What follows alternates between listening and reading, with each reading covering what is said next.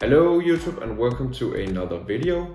So in today's video I wanted to talk about what I focus on to maximize my recovery in between trainings. To start off, it is important to know that there are different recovery times for respectively our glycogen depots, our muscle tissue and our tendon tissue. For an example, if we cycle or run intensively for a couple of hours, we pretty much empty out our glycogen depots completely. If we, after the training session, eat correctly, it will only take about 48 hours for our body to restore the glycogen depots. Of course, if the training becomes shorter, it will take a shorter time for us to recover the glycogen depots because they are not completely depleted. In my daily training, I use a very basic way of measuring how filled my glycogen depots is. If my legs feel tired and I find it hard to keep up the intensity during warm-up, I can nearly always trace it back to my glycogen depots being emptied from past trainings.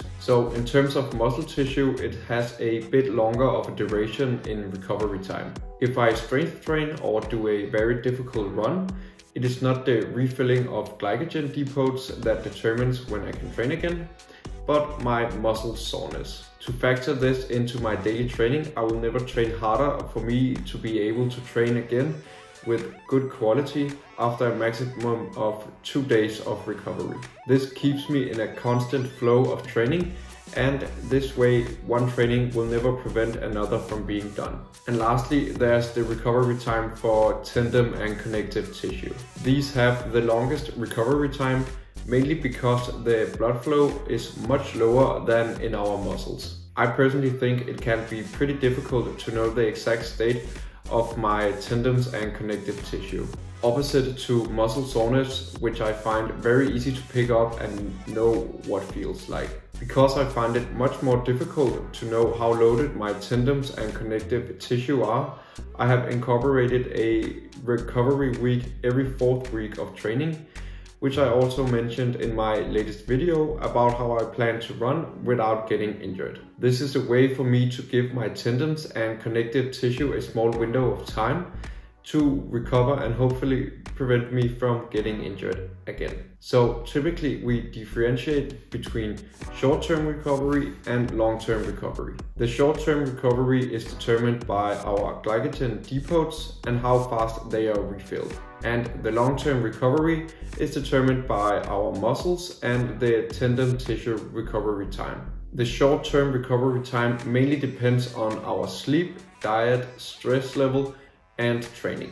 If we want to optimize our short-term recovery time, we have to focus on these parameters. A tool I use to optimize my short-term recovery is to do a short and easy workout in between hard days of training. This can boost the recovery time because the increased blood flow increases the transport of glucose and waste in and out of the muscle cells. Another tool I use to optimize my short-term recovery is to focus on recovery meals. I find it very important to consume a meal right after training. The reason is that a couple of hours after training, our immune system dips a little, but our muscles is more susceptible to absorbing protein and carbohydrates. If we consume protein and carbohydrates in this time, we will stabilize the immune system, recover faster, and therefore be ready to train quicker. During the first 30 minutes after training, I consume carbohydrates and protein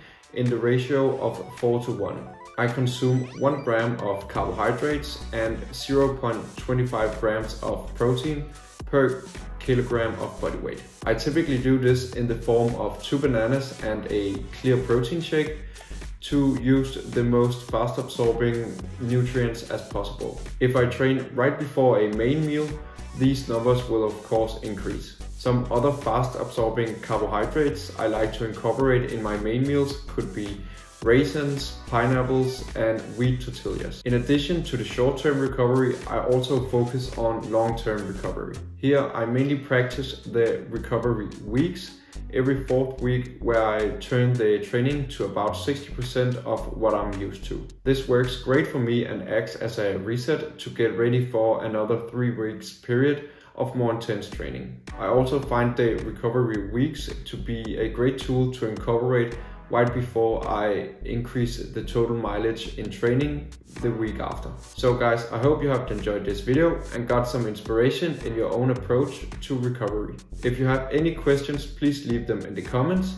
And besides that, I want to wish you all a great weekend. Take care.